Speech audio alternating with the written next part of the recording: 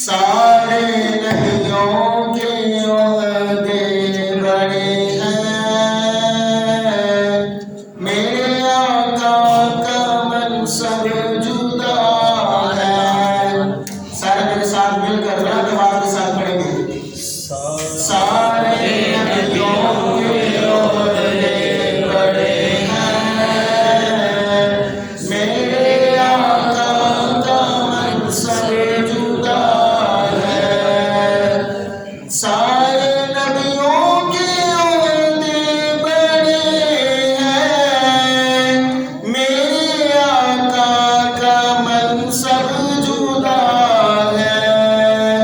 وہ امام صف انبیاء ہے، وہ امام صف انبیاء ہے۔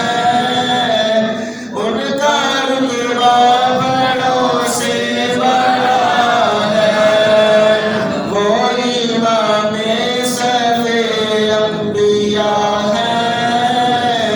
ان کا رتبہ بڑوں سے بڑا ہے۔ کوئی لفظوں میں کیسے بتا دے، ان کے رتبے کی حد ہے تو کیا ہے۔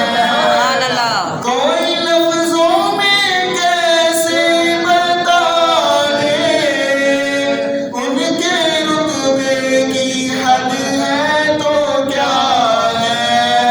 ہم نے اپنے بڑوں سے سنا ہے، ہم نے اپنے بڑوں سے سنا ہے، صرف اللہ ہی ان سے بڑا ہے۔ ہم نے اپنے بڑوں سے سنا ہے، صرف اللہ ہی ان سے بڑا ہے۔ وہ امام صف انبیاء ہے، ان کا رتبہ بڑوں سے بڑا ہے۔ اللہ تبارک و تعالی جل جلالہ و عما نوالہ و عظم شانہ کی حمد و ثنا اور درود نبی مکرم، شفیع معظم، شفیع بنی آدم، رازدار واوحا، صاحب علم نشرہ، معصوم آمنہ، احمد مجتبیٰ، جناب محمد مصطفیٰ صلی اللہ علیہ وسلم کی مقدسہ بارگاہ میں ہدیہ درود و سلام عرض کرنے کے بعد سامعین محترم السلام علیکم ورحمۃ اللہ وبرکاتہ۔ صاحبو، اللہ کا فضل ہے کہ آج ہم معراج مصطفیٰ صلی اللہ علیہ وسلم کی خوشی میں محفل پاک منعقد کیے ہوئے ہیں۔ دعا کرتے ہیں اللہ تعالیٰ کی بارگاہ میں اللہ تعالیٰ ہماری اس حاضری کو اپنے حضور شفیع پوری عطا فرمائے۔ اس حاضری کے واسطے سے اللہ تعالیٰ ہم سب کی بخش و مغفرت فرمائے، ہم سب کے فوت شدگان کی بخش و مغفرت فرمائے، ہمیں جنت الفردوس میں اعلیٰ مقام عطا فرمائے۔ پیارے دوستو، یہ جو نبی پاک صلی اللہ علیہ وسلم کو معراج ہوئی، یہ حضور علیہ السلام کا بہت بڑا معجزہ ہے۔ یہ ایسا معجزہ ہے جو عقلوں سے بڑا ہے۔ عقل میں آنے والا تو ہے ہی نا، معجزہ کوئی بھی ہوتا ہے وہ عقل سے بڑا ہوتا ہے، عقل میں نہیں آتا۔ اللہ تعالیٰ نے صرف ہمارے نبی علیہ السلام کو معراج نہیں عطا فرمائی، بلکہ اس سے پہلے انبیاء علیہ السلام کو بھی معراج عطا فرمائی۔ ان کو معراج بھی ہوئی، ساتھ ان کو امتحان میں بھی مبتلا کیا گیا۔ آدم علیہ السلام، ان کی معراج کیا ہے؟ اللہ تعالیٰ نے اپنے دست اقدس سے پیدا کیا۔ خلقت بیدی، اللہ فرماتا ہے میں نے اپنے ہاتھ سے پیدا کیا۔ یہ آدم علیہ السلام کی معراج ہے۔ پیدا کرنے کے بعد اللہ تعالیٰ نے جنت میں چھوڑ دیا کہ آپ جنت میں رہیے۔ یہ آدم علیہ السلام کی معراج ہے، اور اس معراج کے ساتھ ساتھ امتحان میں بھی مبتلا کر دیا کہ جنت سے دنیا میں بھیج دیا۔ جنت میں ہمیشہ کے لیے رہے، جنت سے نکال کر اللہ تعالیٰ نے دنیا میں بھیج دیا۔ یہ ان کی آزمائش تھی، امتحان تھا۔ نوح علیہ السلام کو اللہ تعالیٰ نے کشتی میں معراج کروائی، کشتی میں معراج بھی ہوئی اور ساتھ امتحان میں بھی مبتلا مبتلا کیا، آزمائش میں بھی مبتلا ہوئے کہ طوفان کا سامنا کرنا پڑا، اور اپنی آنکھوں سامنے اپنی قوم کو اور اپنے خاندان والوں کو ہلاک ہوتے ہوئے دیکھا۔ یہ آپ کے لیے آزمائش بھی تھی اور معراج بھی تھی۔ اسی طرح ابراہیم خلیل اللہ علیہ السلام کو آگ میں ڈالا گیا، اللہ تعالیٰ نے آگ کو گلزار کر دیا۔ یہ ابراہیم خلیل اللہ علیہ السلام کے لیے معراج بھی تھی اور آزمائش بھی تھی کہ آگ گلزار ہو گئی اور آگ میں داخل ہونا پڑا، یہ آزمائش تھی۔ اسی طرح اسماعیل ذبیح اللہ علیہ السلام کو چھری کے نیچے لٹایا گیا اور چھری چلائی گئی، یہ حضرت اسماعیل ذبیح اللہ علیہ السلام کی معراج تھی اور آزمائش بھی تھی۔ اسی طرح حضرت موسیٰ علیہ السلام کو اللہ تعالیٰ نے ہم کلامی کا شرف عطا فرمایا، اللہ تعالیٰ سے ہم کلام ہوتے رہے، یہ موسیٰ علیہ السلام کی معراج تھی۔ اور جب آپ رب تعالیٰ کی صفاتی تجلی کو دیکھ کر بے ہوش ہو گئے، یہ آپ کے لیے آزمائش تھی، معراج بھی نصیب ہوئی اور ساتھ امتحان بھی دینا پڑا۔ اسی طرح عیسیٰ علیہ السلام آپ کو اللہ تعالیٰ نے آسمانوں پر اٹھا لیا، یہ عیسیٰ علیہ السلام کی معراج تھی، اور ساتھ قوم کے لیے آزمائش بھی تھی کہ قوم پیغمبر کے دیدار سے محروم ہو گئی۔ جب باری آئی امام الانبیاء صلی اللہ علیہ وسلم کی، تو اللہ تعالیٰ نے آزمائشوں میں پہلے مبتلا کیا۔ وہ کون سی آزمائشیں تھیں؟ امام الانبیاء صلی اللہ علیہ وسلم نے جب کلمۃ الحق بلند کیا، کلمہ توحید کی دعوت دی، لوگوں کو وحدہ لا شریک کی عبادت کی دعوت دی، کفار مشرکین آپ کی جان کے دشمن ہو گئے، کفار نے آپ صلی اللہ علیہ وسلم پر ظلم کیے، آپ کے راستے میں کانٹے بچھائے، آپ کو پتھر مارے گئے، نعوذ باللہ من ذالک، آپ کو لہو لہان کیا گیا، اذیتیں پہنچائی گئیں، تکلیفیں برداشت کی رسول اللہ صلی اللہ علیہ وسلم نے۔ پھر یہ تکلیفیں برداشت کرتے کرتے پھر اور بھی تکلیف پہنچی کہ سیدہ طیبہ طاہرہ سیدہ خدیجہ کبریٰ رضی اللہ تعالی عنہا کا انتقال ہو گیا۔ پھر اسی سال آپ کے چچا ابو طالب کا بھی انتقال ہو گیا۔ جب یہ ساری تکلیفیں، یہ ساری آزمائشیں اکٹھی ہوگی، محبوب علیہ السلام غمگین تھے، دکھ میں مبتلا تھے، اللہ تعالیٰ نے محبوب علیہ السلام کو معراج کی رات اپنی بارگاہ میں بلا لیا، فرمایا محبوب علیہ السلام آپ دکھ میں مبتلا ہیں، پریشانیوں میں مبتلا ہیں، آئیے ہمارا دیدار کر جائیے، آپ کے دکھ دور ہو جائیں گے، تکلیفیں دور ہو جائیں گی۔ اللہ تعالیٰ نے محبوب علیہ السلام کو اس لیے معراج عطا فرمائی۔ اللہ اکبر۔ پھر دیکھیے اللہ تعالیٰ نے ہر نبی کو معجزہ عطا فرمایا، اور جو بھی معجزہ دیا وہ اس دور کی قوم جو ہوتی تھی، اس قوم کی ترقی، عروج اور کمال سے بڑھ کر اللہ تعالیٰ اس دور کے نبی کو معجزہ عطا فرماتا تھا۔ صالح علیہ السلام کی قوم بڑی ترقی والی تھی، بڑی عروج تھی۔ ترقی یہ تھی کہ وہ پتھروں کے گھر بنا لیا کرتے تھے، پتھروں کی صورتیں بنا لیا کرتے تھے۔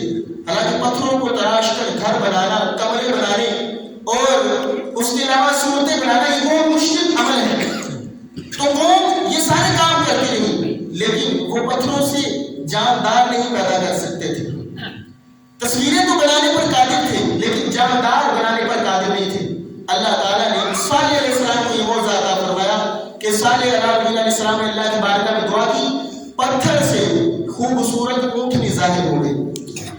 تو اللہ تعالیٰ نے دکھایا تھا کہ جو بھی نبی ہوتا ہے وہ اپنی قوم سے افضل و اعلیٰ ہوتا ہے، کمالات کے لحاظ سے، حسن و جمال کے لحاظ سے، ہر صفات کے حوالے سے ہر نبی اپنی امت سے افضل اور اعلیٰ ہوتا ہے، بلکہ ساری امتوں سے افضل اور اعلیٰ ہوتا ہے۔ اسی طرح اللہ تعالیٰ نے دیگر انبیاء علیہ السلام کو معجزہ عطا فرمائے۔ حضرت یوسف علیہ السلام کے دور میں مصر میں حسن و جمال کا بڑا عروج تھا، گلی گلی، نگر نگر، گلیا گلیا، بستی بستی، شہر شہر حسن و جمال کے چراغ جل رہے تھے، بڑے بڑے حسین نظر آتے تھے۔ اس دور میں حسن بہت زیادہ عروج پر تھا۔ اللہ تعالیٰ نے سیدنا یوسف علیہ السلام کو اتنا حسن و جمال عطا فرمایا کہ کائنات کے سارے حسین حضرت یوسف علیہ السلام کے قدموں پر قربان ہو گئے، سارے حسین آپ کے قدموں میں آ گئے، اللہ اکبر، زلیخا آپ کے قدموں پر قربان ہو گئی۔ اور پھر حسن یوسف دیکھ کر کیا حال ہوا، چھریاں انگلیوں پر چل گئیں، انگلیاں کٹ گئیں، عورتوں کو خبر نہیں۔ آج حضرت امام محمد رضا کا فاضل بن رحمہ فرماتے ہیں اس نے یوسف پہ کٹی تھی مصر میں انگشتیں زنا، سر کٹاتے ہیں تیرے نام پر مردان عرب۔ ادھر اس نے یوسف دیکھا تھا، اس نے یوسف دیکھ کر انگلیاں کٹ گئی تھی، ادھر گن دیکھے مصطفیٰ جان رحمت صلی اللہ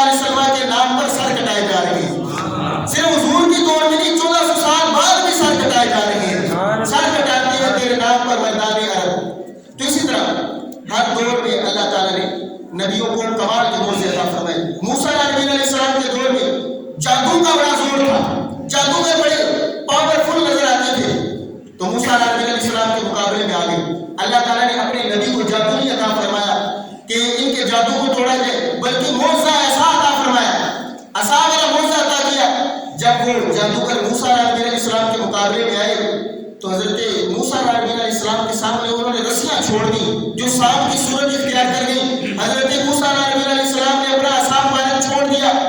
عصا مبارک بڑا اژدہا بن گیا. اژدہا بن کر اس نے ان سارے سانپوں کو نگل لیا, سارے سانپوں کو کھا لیا. پھر وہ موسیٰ علیہ السلام کی بارگاہ میں عصا مبارک بن کے آ گیا اور عصا مبارک میں نہ کوئی چوڑائی میں اضافہ ہوا نہ موٹائی میں اضافہ ہوا, بالکل ویسے کا ویسا عصا. اللہ تعالیٰ نے موسیٰ علیہ السلام کو بھی اس دور کے جتنے بھی کمالات والے لوگ تھے ان سب سے بڑھ کر کمالات عطا فرمائے. موسیٰ علیہ السلام کو 9 معجزات عطا فرمائے. پھر سلیمان علیہ السلام کا دور دیکھ لیجیے. سلیمان علیہ السلام کے دور میں بادشاہت کا زور تھا, بادشاہت عروج پر تھی. کوئی کسی خطے کا کسی ملک کا بادشاہ ہوتا وہ اتنا ہی کمال والا ہوتا, اتنی عزت اور شرف والا ہوتا. کیونکہ بادشاہت کا زور تھا, اللہ تعالیٰ نے سلیمان پیغمبر علیہ السلام کو پوری روئے زمین پر بادشاہت عطا فرمائی, پوری کائنات پر بادشاہت عطا فرمائی. دیگر بادشاہوں کا کنٹرول صرف انسانوں پر تھا. اللہ تعالیٰ نے سلیمان پیغمبر علیہ السلام کو صرف انسانوں پر ہی بادشاہت نہیں بلکہ چرند پرند ہواؤں فضاؤں اور سارے جانوروں پر اللہ تعالیٰ نے آپ کو بادشاہت عطا فرمائی. آپ کا کنٹرول ہواؤں پر تھا, فضاؤں پر تھا, پرندوں پر تھا. ایسے بادشاہت عطا کی. پھر عیسیٰ علیہ السلام کا دور آیا. عیسیٰ علیہ السلام کے دور میں طبیبوں کا بڑا عروج تھا, اطباء کا بڑا عروج تھا. طبیبوں کے پاس ہر قسم کا علاج موجود تھا, یہاں تک کہ لقمان حکیم جیسے طبیب بھی موجود تھے جو دیکھ کر مریض کو بتا دیا کرتے تمہیں فلاں مرض ہے.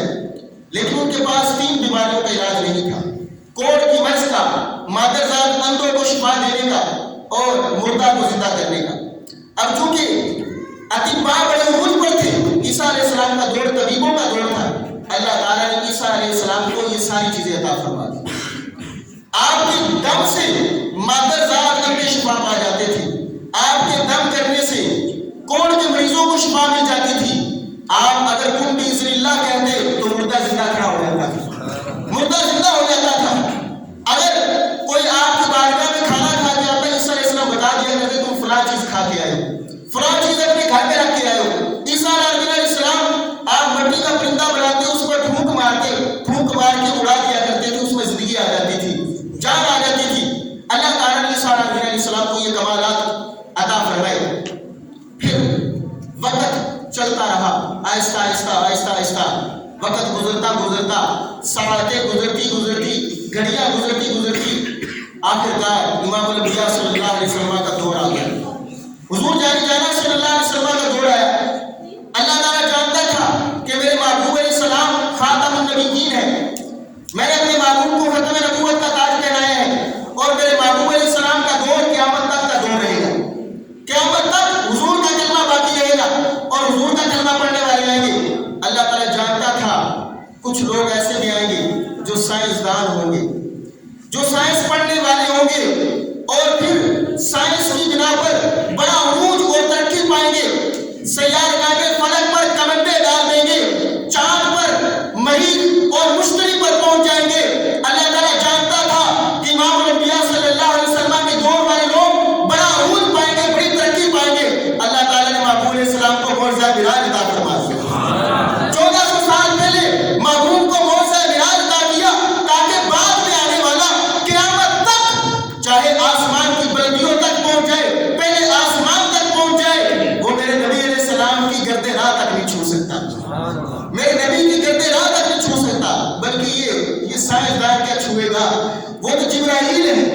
جبرائیل بھی حضور کی بارگاہ میں حاضر ہو کر عرض کر رہے ہیں سدرہ پر, یا رسول اللہ اس سے آگے اگر بڑھتا ہوں تو میرے پر جل کر راکھ ہو جائیں گے, اس سے آگے بڑھنے کی مجھ میں ہمت نہیں. تو جبرائیل آگے نہیں بڑھ سکتے, تو پھر یہ انسان کیسے اس مقام تک پہنچ سکتا ہے. اس لیے شاعر کا خوب کہتا ہے, کوئی فلک دے رہے یار گیا, کوئی سدرہ تیجا ہار گیا, ایک کالیاں زلفاں والا سی جڑا ناگر شوی پار گیا.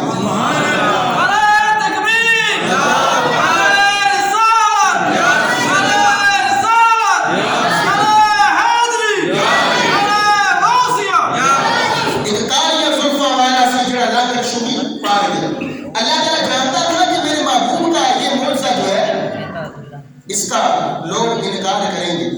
اللہ تعالیٰ نے 15ویں پارے کا آغاز سبحان سے ذکر کیا.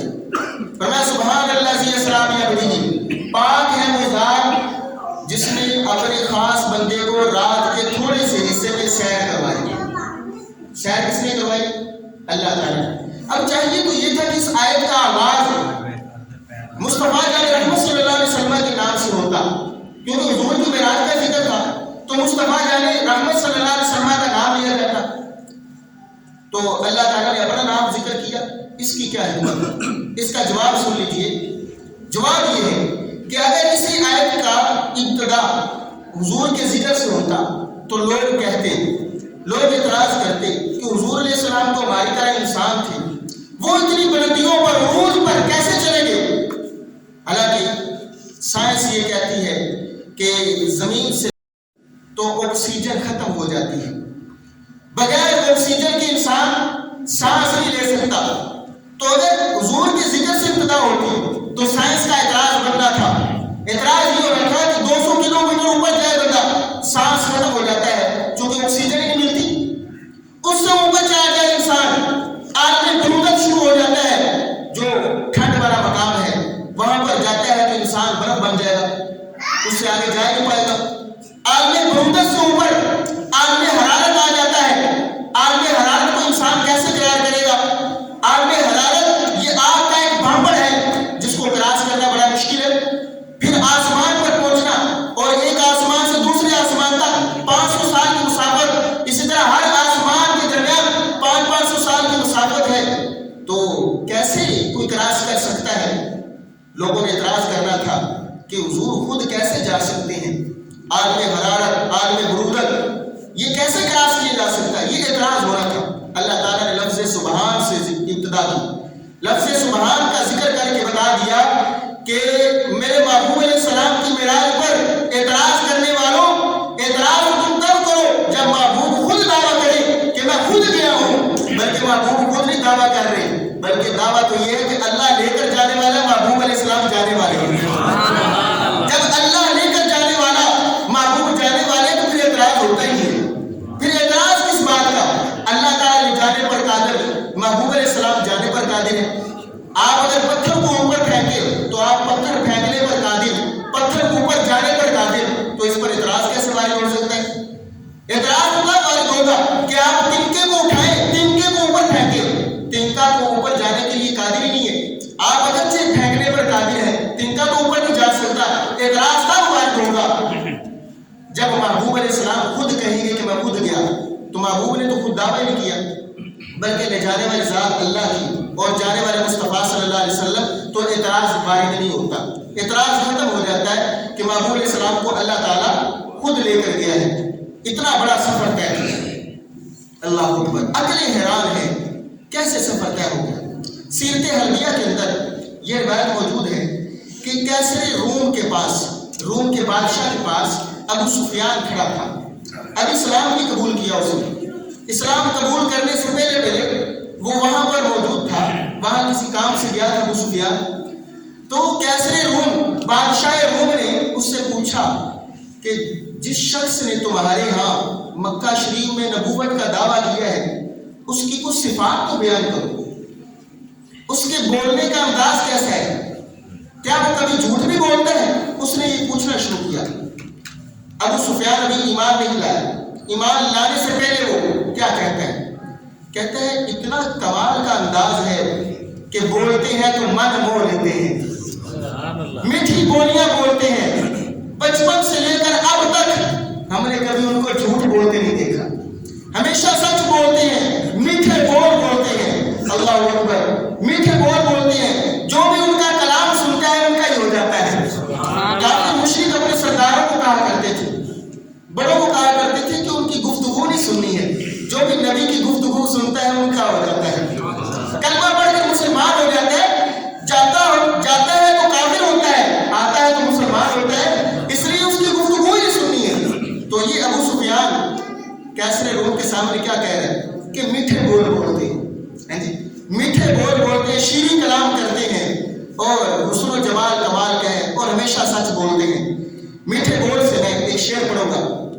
شاعر کیا خوب کہتا ہے، شاعر کہتا ہے میٹھے میٹھے سونے تیرے بول مدنی والیا، میٹھے میٹھے سونے تیرے بول مدنی والیا. تبھی مانا نہیں کہنا، میٹھے میٹھے سونے تیرے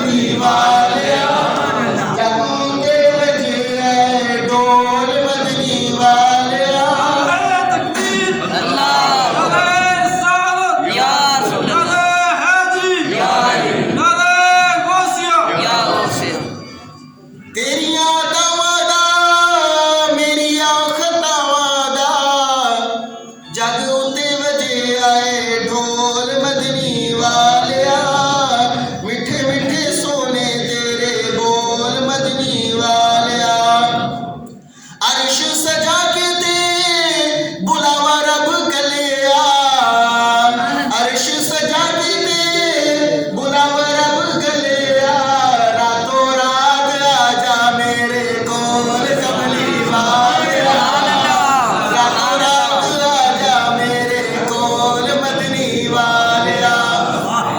तो हुजूर मीठे बोल बोलते हैं, जो भी उनकी गुफ्तगू सुनता है उन्हीं का ही हो जाता है। कहते हैं कि अब तक तो उन्होंने कोई झूठ नहीं बोला, सच बोला, लेकिन अब आकर उन्होंने ऐसा दावा कर दिया ना, ऐसी बात कही है कि अकल हैरान, दिल परेशान है, दिल तस्लीम नहीं करता है। उनका दावा ये है, कहते हैं कि रातों रात के थोड़े हिस्से में मैं हरम काबा से चला और मस्जिद अक्सा तक गया। मस्जिद अक्सा में अंबिया की इमामत करवाई, आसमानों पर गया, लामका की सैर करके रब का दीदार करके सुबह फिर मैं हरम काबा में मौजूद था, दोबारा मक्का शरीफ में आ गया। उनका ये दावा है, कहते अकल नहीं तस्लीम करती।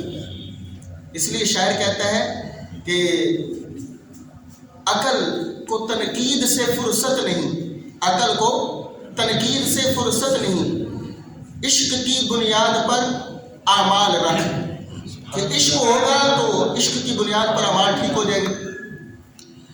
तो कहते हैं ये बात मैंने की ना, तो पास ही एक पादरी खड़ा था। पादरी ने कहा, अच्छा उस नबी ने किस महीने में और किस तारीख में ये दावा किया है? कह रही सुभान अल्लाह। उस नबी ने किस महीने में और किस तारीख में ये दावा किया कि मैं रातों रात इतना बड़ा सफर करके आ गया। और ये खुद कह रहा है कि इतना तवील सफर कि 6 माह जाने को लगते हैं, 6 माह आने को लगते हैं, 1 साल का सफर रात के थोड़े हिस्से में तय किया, ये कैसे मुमकिन हो सकता है? अभी बादशाह रूम के सामने बात की, पादरी कहता है किस महीने में सैर करके और किस रात में सैर करके। कहने लगा उनका दावा यह है कि रजब के महीने में 27वीं रात को सफर करके आया। ये तो रात आज है, इसी रात में सैर करके आया। अब पादरी ने बात सुनी तो पादरी कहता है, ओ अबू सुफियान, अगर उनका दावा है ना कि 27वीं रजब को मैं सैर करके आया हूँ, लामका की सैर करके आया हूँ, तो फिर यकीन कर ले वो सैर करके आए हैं। फिर मान क्या वो सैर करके आए हैं। पादरी ने ये कहा।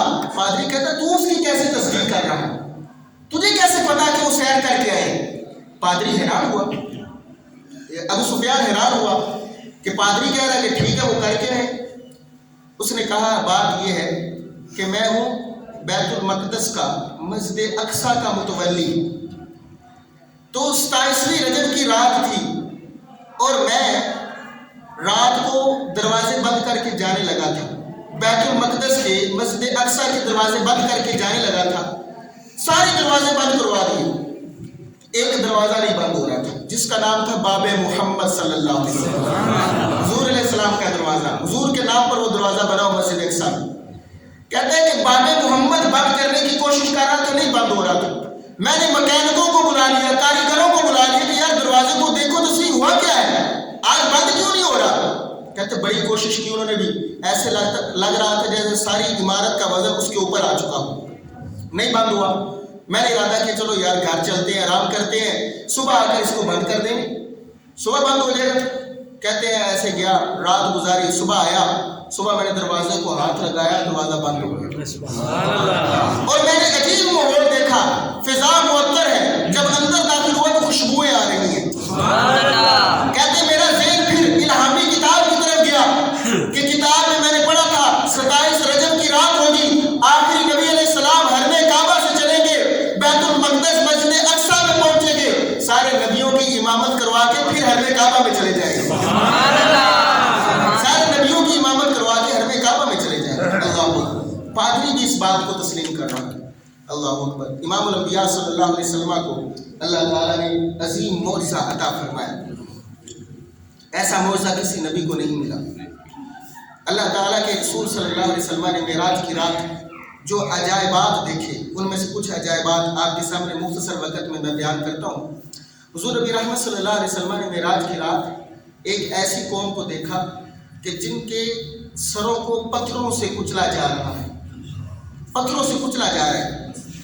हुज़ूर अलैहिस्सलाम ने जिब्रील से पूछा है, जिब्रील ये कौन लोग हैं जिनके सरों को पत्थरों से कुचला जा रहा है और सर फिर ठीक हो जाते हैं, फिर दोबारा कुचल दिया जाता है, ये कौन लोग हैं? जिब्रील अर्ज़ करते हैं या रसूल अल्लाह, ये आपकी उम्मत के वो लोग हैं जो नमाजों से गाफिल रहते थे, आज उनको अजाब दिया जा रहा है। कि ये वो सर थे जो रब की बारगाह में नहीं झुकते थे, ये वो सर थे जिसे अल्लाह की बारगाह में तुम नहीं झुकाते थे, तो क़यामत के दिन ऐसा ही अजाब उनको दिया जाएगा। جو اپنے آپ کو بارگاہ الہی میں نہیں جھکاتے۔ پھر رسول اللہ صلی اللہ علیہ وسلم کا ایسی قوم کے پاس سے گزر ہوا کہ جن کے چیتھڑے آگے پیچھے لٹک رہے تھے، شرم گاہوں کے چیتھڑے لٹک رہے تھے، اور وہ خاردار ٹہنیوں کو کھا رہے تھے اور جہنم کے پتھروں کو کھا رہے تھے۔ حضور علیہ السلام نے پوچھا اے جبریل یہ کون لوگ ہیں؟ عرض کی یا رسول اللہ صلی اللہ علیہ وسلم یہ آپ کی امت کے وہ لوگ ہیں جو اپنے مال کی زکوٰۃ ادا نہیں کیا کرتے تھے۔ اللہ اکبر، مال کی زکوٰۃ نہیں دیتے تھے۔ پھر حضور نبی رحمت صلی اللہ علیہ وسلم کا گزر ایسے لوگوں کے پاس ہوا کہ جن کے پاس تازہ گوشت ہنڈیا میں موجود ہے پکا ہوا، اور ایک ہنڈیا میں گلا سڑا ہوا گوشت موجود ہے، اور وہ گلا سڑا ہوا گوشت کھا رہے ہیں، تازہ گوشت پکا ہوا نہیں کھا رہے۔ حضور علیہ السلام نے پوچھا اے جبریل یہ کون لوگ ہیں جو گلا سڑا گوشت کھا رہے ہیں؟ عرض کیا رسول اللہ صلی اللہ علیہ وسلم یہ وہ لوگ ہیں کہ جو اپنی حلال بیویوں کو چھوڑ کر بد کردار عورتوں کے پاس رات گزارا کرتے تھے، اس لیے گلا ہوا سڑا ہوا گوشت کھا رہے ہیں۔ حلال چیز کو چھوڑ کر حرام کے پاس جاتے تھے، اور اسی طرح یہ عورتیں بھی کہ یہ وہ عورتیں ہیں کہ جو اپنے مردوں کو چھوڑ کر بد کردار مردوں کے پاس رات گزارتی تھی۔ حضور علیہ السلام نے ایسا عذاب دیکھا۔ پھر ایک قوم کے پاس گزر ہوا، حضور علیہ السلام نے دیکھا کہ ایک قوم اپنے جسم کے گوشت کے ٹکڑے اتار اتار کر کھا رہی ہے۔ حضور علیہ السلام نے پوچھا ہے جبریل یہ کون لوگ ہیں؟ عرض کیا رسول اللہ یہ وہ لوگ ہیں جو غیبت کیا کرتے تھے، چغلی کیا کرتے تھے، اپنے مردہ بھائی کا گوشت کھاتے تھے۔ آج انہیں کہا جا رہا ہے کہ اپنا گوشت اتار کر تم گوشت کھاتے رہو، انہیں عذاب لیا جا رہا ہے۔ پھر حضور علیہ السلام کا گزر ایک ایسی قوم کے پاس سے بھی ہوا کہ جو خون کی نہر میں تیر رہے تھے اور پتھر کھا رہے تھے۔ حضور علیہ السلام نے پوچھا کہ جبریل یہ کون لوگ ہیں؟ عرض کی یا رسول اللہ یہ وہ لوگ ہیں کہ جو سود کھایا کرتے تھے، اب نکلنے کی کوشش کر رہے ہیں نکلا نہیں جا رہا۔ اور ایک روایت میں حضور علیہ السلام نے دیکھا کہ ان کے پیٹ جو ہے بڑے بڑے ہیں، کمروں کی مانند پیٹ ہے، ان میں سانپ بچھو پھر رہے ہیں۔ حضور علیہ السلام نے پوچھا جبریل یہ کون لوگ ہیں جو اتنے بڑے بڑے پیٹ والے ہیں اور کھڑے ہونے کی کوشش کرتے ہیں پھر گر جاتے ہیں؟ جبریل عرض کرتی یا رسول اللہ یہ وہ لوگ ہیں جو سود کھایا کرتے تھے۔ اللہ اکبر، یہ نبی علیہ السلام نے اپنی آنکھوں دیکھے حالات بیان کیے ہمارے سامنے۔ اور حضور علیہ السلام کا گزر ایک ایسے شخص کے پاس سے بھی ہوا جو لکڑیوں کا گٹھا اٹھانے کی کوشش کرتا ہے، اٹھایا نہیں جاتا، پھر دائیں اور بائیں سے لکڑیاں لے لے کر اور اس میں ڈالتا جا رہا ہے۔ حضور علیہ السلام نے پوچھا اے جبریل یہ کون ہے؟ عرض کی یا رسول اللہ یہ وہ شخص ہے جس نے بہت سارے لوگوں سے پیسہ اکٹھا کیا ہوا ہے، ان کی امانتیں اکٹھی کی ہوئی ہیں، دینے کی پوزیشن میں نہیں آتا ہے اور ادھر دائیں بائیں سے اکٹھی کرتے جا رہا ہے، اس لیے اس سے یہ بوجھ نہیں اٹھایا جا رہا، اس کو حکم دیا جا رہا ہے کہ اس بوجھ کو اٹھاؤ جو تم نے امانتیں اکٹھی کی۔ پھر رسول اللہ صلی اللہ علیہ وسلم نے ایسی قوم کو دیکھا جن کے چہرے جو ہے وہ اونٹوں کی مانند ہیں اور وہ آگ کے انگارے کھا رہے ہیں۔ حضور علیہ السلام نے دیکھا منہ سے انگارے کھاتے ہیں، پیچھے کی جانب سے انگارے نکل جاتے ہیں۔ حضور علیہ السلام نے جبریل سے پوچھا جبریل یہ کون لوگ ہیں جو آگ کے انگارے کھاتے ہیں پیچھے سے نکلتے جاتے ہیں؟ جبریل عرض کرتے ہیں یا رسول اللہ صلی اللہ علیہ وسلم یہ وہ لوگ ہیں جو یتیموں کا ناحق مال کھا جایا کرتے تھے۔ یتیموں کا مال کھانے والے لوگوں کو یہ عذاب دیا جا رہا ہے جن کی شکلیں اونٹوں جیسی ہیں۔ پھر رسول اللہ صلی اللہ علیہ وسلم نے عورتوں کو دیکھا کہ چھاتیوں کے بل لٹکایا ہوا ہے۔